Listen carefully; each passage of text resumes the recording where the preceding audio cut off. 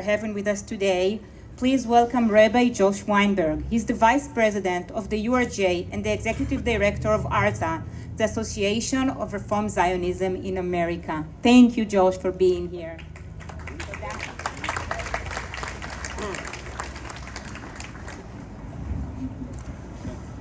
Shabbat Shalom. Shabbat Shalom. I'm sorry that we have to be here. We would rather be doing what we've done the last 10 months and raising our voices in support of Israeli democracy and saying that we love Israel as a Jewish and democratic state. And kol hakavod to Ophir and Shimrit and all of us, and all the friends at Unacceptable who in one moment switched everything. In one moment said, yes, let's put everything on the side. Let's join together in unity. And let's stand in solidarity with our homeland, with our brothers and sisters, with the entire state of Israel. We're here today because we are hurting. We're grieving the loss and brutal murder of 1,400 of our people by Hamas terrorists. Make no mistake, Hamas is not a resistance movement. They did not break through the border fence and attack families hiding in their safe rooms and kids dancing at a music festival because they are trying to resist some sort of policy.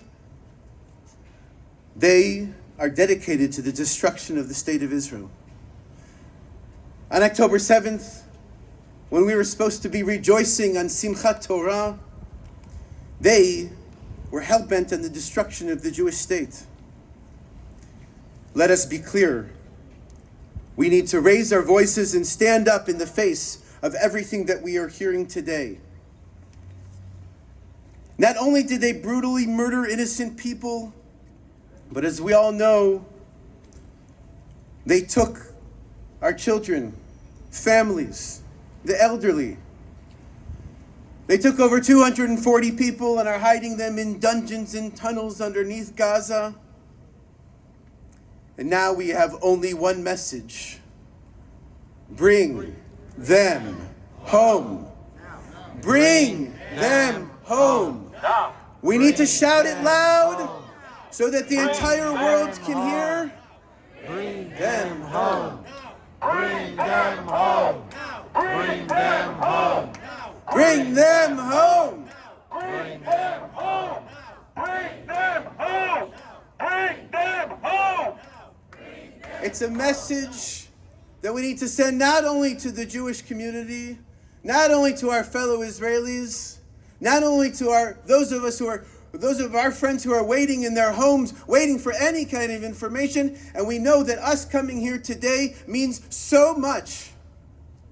When people are feeling alone and dejected and depressed and facing a lack of hope, us coming together thousands of kilometers away helps to bring them home. And we need allies. And we need to express our gratitude to the mayor of Palo Alto, to Lydia Ku, for coming here and standing strongly together. Let's say Toda Rabba. Thank you so much.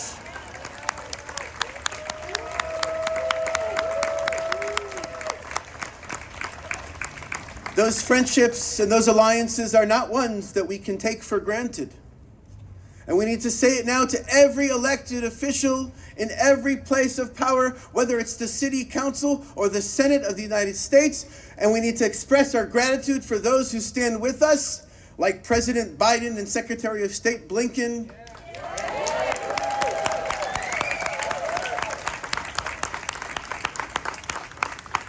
We need to remind them that there was a ceasefire up until October 6th that was broken on the morning of October 7th when terrorists brutally broke through the fence, came and took people from their homes, not as freedom fighters, not as a resistance movement. Because what freedom fighter would take Aviv, who's 2 years old, and Kfir, who's 9 months old? Hold the signs up high so we can see them. and Avigail, who's 3 years old, and Omer, who's 9 years old. Who is taking care of them right now? As a parent of young children myself, I can't help think, but who's putting them to bed? Who's feeding them? Who's changing their clothes and their diapers? Who's helping them brush their teeth? Who's playing with them and who's reading them stories? We can only imagine the terrible fate. Who's helping my friends John and Rachel from Jerusalem, whose son Hirsch's arm was blown off and probably needs surgery? Who's coming to their aid right now? And who is going to help bring them home?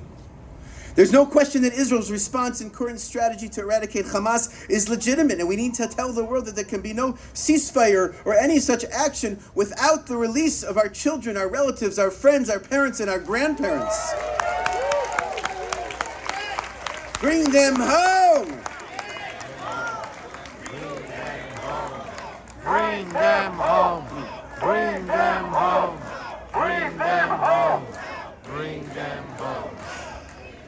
And as we chant and come together to pray and to push and to advocate for the quick release of every single person taken and being held in captivity, I also derive no pleasure from seeing the terrible destruction that is taking place in Gaza. I don't rejoice in seeing children pick through the rubble with no food, water, or electricity. And our hearts go out to those who have suffered as a result of Hamas's reign of terror. But let us also be clear. Let us be clear to correct the falsehood and the lies that we see in places all over the world, including our college campuses and on social media. Israel is not committing genocide, my friends. Israel is not an apartheid state, nor is Israel some imaginary colonialist entity to which some sort of murder is seen as legitimate resistance. To that, we must say a loud and emphatic no. We are a country that advocates for peace. We sing loudly, Oseh Shalom Bimromav, at any chance that we get. And as she mentioned 28 years ago, today, on Shabbat and on Motzei Shabbat, hundreds of thousands of people filled what was then called Kikar Melachim Malchei Israel, the King's Square of Israel, to sing loudly for peace. They said, Hariu B'kol HaKikarot, let your voice sound out loudly in all of the squares around the world that we want peace. And as in his last night of his life, Prime Minister Yitzhak Rabin took the words in his hand and he said, Al tagidu yom yavo, say it with me, Haviu et hayom ki lo chalom hu. He said, don't say that that day will come. Don't just sit around and wait. We have to make it happen. And today we say, Al tagidu yom yavo, Haviu otam habaita. Don't say that that day will come. Bring them home now.